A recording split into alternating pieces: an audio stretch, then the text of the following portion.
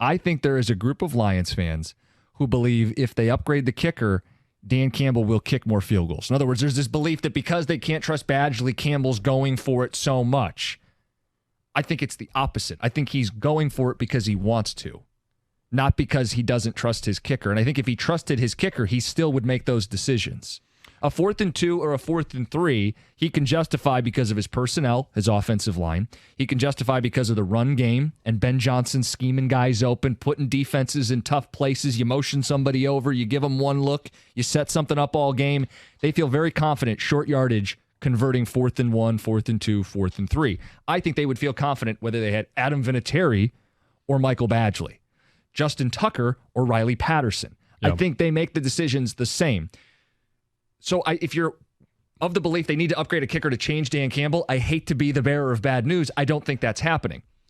But to your point, John, yeah, you want a kicker you can trust from 48, 49. You want a guy where if you're getting right to midfield late in the game and a field goal wins it, you want to know you've got that in your back pocket as opposed to someone who you're a little less confident in that may force you into bad decisions. Well, at some point, they're going to be in a position, and whether it's a playoff game, it's to win a division, it's to win an NFC championship game, maybe win a Super Bowl, that you get the ball back, you're down 2, and there's only 32 seconds and no timeouts left on the clock.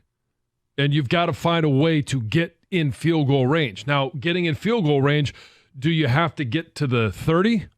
Do you have to get to the 35? Do you have to get to the 40? Like, those are all... That's when this matters.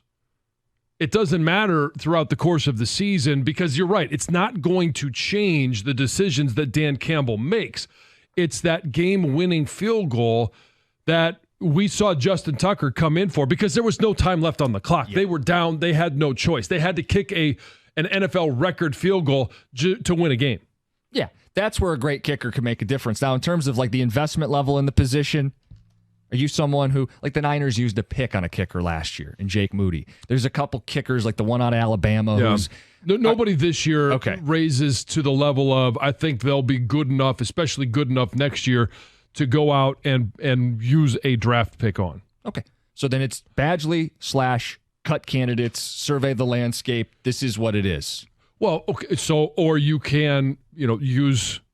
You don't draft a kicker, but you invite one of them as an undrafted free agent because I think most of these guys, I don't know that any of these guys are draftable this year. Yeah, if you don't have one of the better kickers, it's almost like goalies in hockey. If you don't have one of the better ones, you're better off keeping your options open. Last year, the Lions toggled the two of them with the practice squad elevations. They didn't even use a spot on a kicker late in the season. They were just using practice squad elevations to have a rostered kicker on game day.